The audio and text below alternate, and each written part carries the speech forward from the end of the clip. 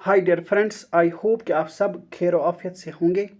आज हम general science के ऊपर 20 मोस्ट इम्पॉर्टेंट क्वेश्चन डिस्कस करेंगे जो बार बार रिपीट किए जाते हैं एग्जाम्स में।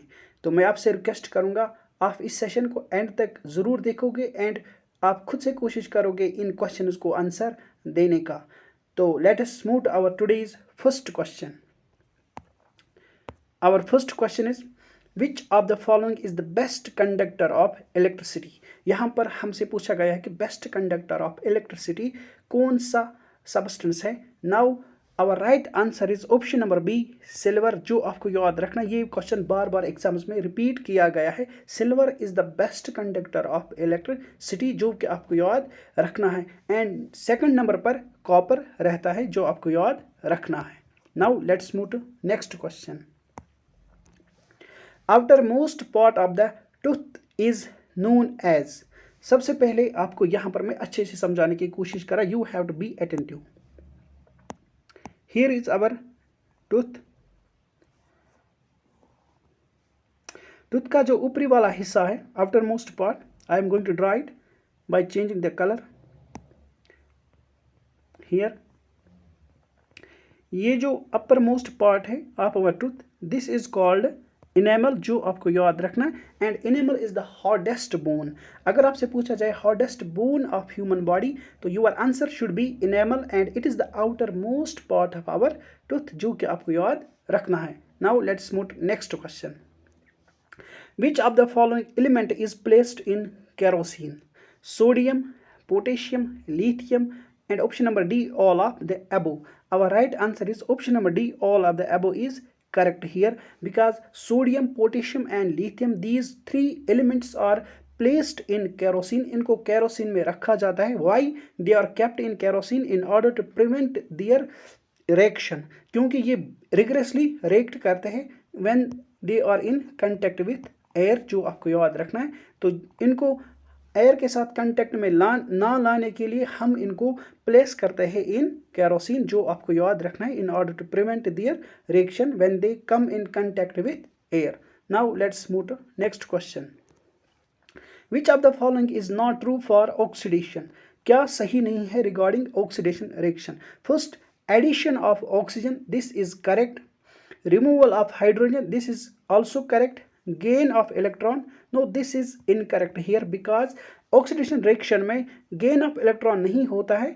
ऑक्सीडेशन रिएक्शन में लॉस ऑफ इलेक्ट्रॉन होता है, जो आपको याद रखना है। एंड हमने इनकरेक्ट चूज करना है। And our right option is option number C, gain of electron सही नहीं रहता है ऑक्सीडेशन रिएक्शन में, क्योंकि ऑक्सीडेशन रिएक्शन में लॉस ऑफ इलेक्ट्रॉन होता है, जो आपको याद रखना है। ये भी मोस्ट रिपीटेड क्वेश्चन है, जो आपको याद रखना है। Now let's move next question. Copper turn green in air due to the reaction of copper with. Copper जब ग्रीन होता है तो किसके साथ कॉपर रिएक्ट करता है जब ये ग्रीन हो जाता है? Our right answer is option number A, carbon dioxide, जो कि आपको याद रखना है। जब कॉपर रिएक्ट करता है कार्बन डाइऑक्साइड के साथ तो it turns green in colour, जो कि आपको याद रखना है। Now let's move to next question. Silver turns black in air due to the reaction of silver with. Silver अगर ब्लैक हो जाता है तो किसके साथ रिएक्ट करने पर ये ब्लैक हो जाता है? तो ये आपको याद रखना, ये भी मोस्ट रिपीटेड क्वेश्चन है। Our right answer is option number C, hydrogen sulphide, जो कि आपको याद रखना है। H2S, जो कि आपको याद रखना है। बहुत ही ज़्यादा इंपॉर्टेंट क्वेश्चन है ये, और बार बार रिपीट किया गया है एग्जाम्स में। ये आपको याद रखना है कि सिल्वर तभी ब्लैक हो जाता है इन कलर में जब ये रिएक्ट करता है किसके साथ? हाइड्रोजन सल्फाइड के साथ, जो कि आपको याद रखना है। Now let's move to our next question. Which of the following is a mixed gland? यहाँ पर हमसे पूछा गया है दिए गए ग्लैंड्स में से कौन सा ग्लैंड मिक्सड ग्लैंड है? Our right answer is option number B, pancreas, जो आपको याद रखना है। सबसे पहले आपको पता होना चाहिए व्हाट इज मिक्सड ग्लैंड, तो आप याद रखोगे मिक्सड ग्लैंड एक ऐसा ग्लैंड होता है जो हार्मोन्स भी रिलीज करता है एंड एंजाइम्स भी रिलीज करता है। ये आपको याद रखना है। एंजाइम्स, ये आपको याद रखना है, उसको हम मिक्सड ग्लैंड कहते हैं, जो हार्मोन्स भी सिक्रीट करता है एंड एंजाइम्स भी छोड़ता है। हम उसको क्या कहते हैं? Mixed gland. एंड पैनक्रियाज एक मिक्सड ग्लैंड है, जो आपको याद रखना है। Now let's move to next question. Which disease is caused by decrease in iodine level in body. तो कौन सी डिजीज होती है जब डेफिशिएंसी ऑफ आयोडीन रहती है इन ह्यूमन बॉडी. तो अब right answer is option number D, goitre, जो आपको याद रखना है. जब भी ग्वाइटर की डेफिशिएंसी जब भी आयोडीन की कमी रहती है बॉडी में, तो जो डिजीज अगर होते हैं दैट इज कॉल्ड ग्वाइटर, ये आपको याद रखना है. Now let's move to next question.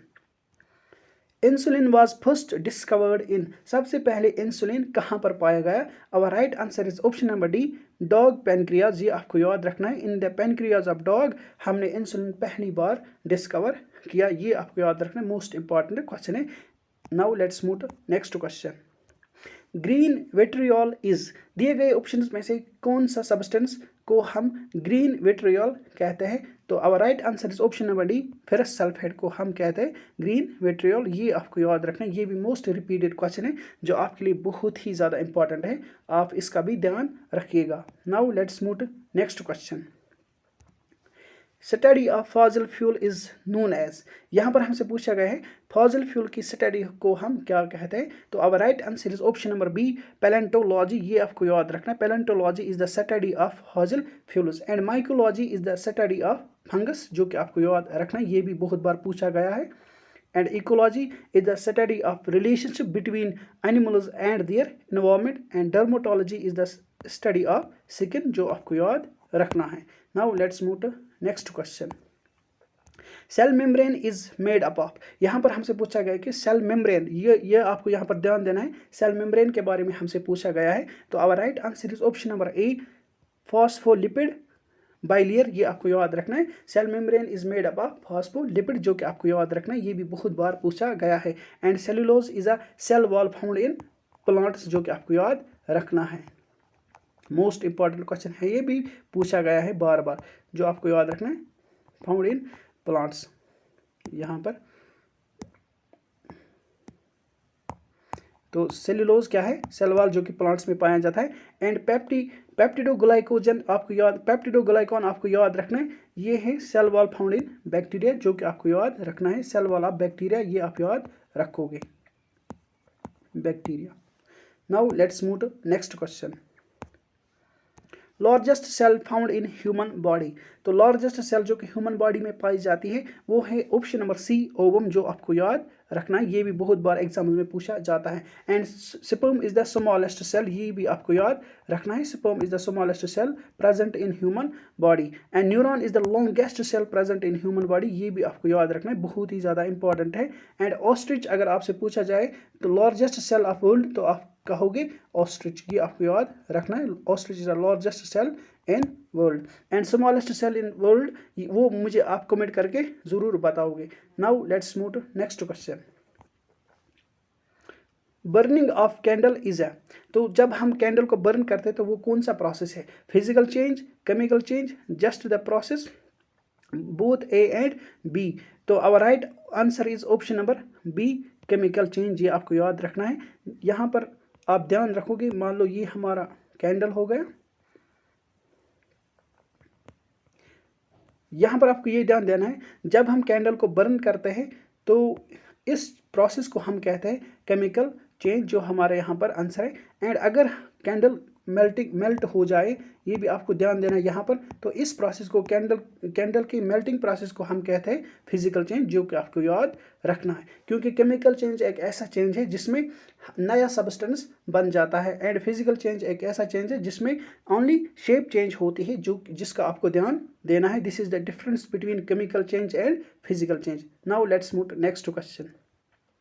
During the reaction when a new substance is formed, this is.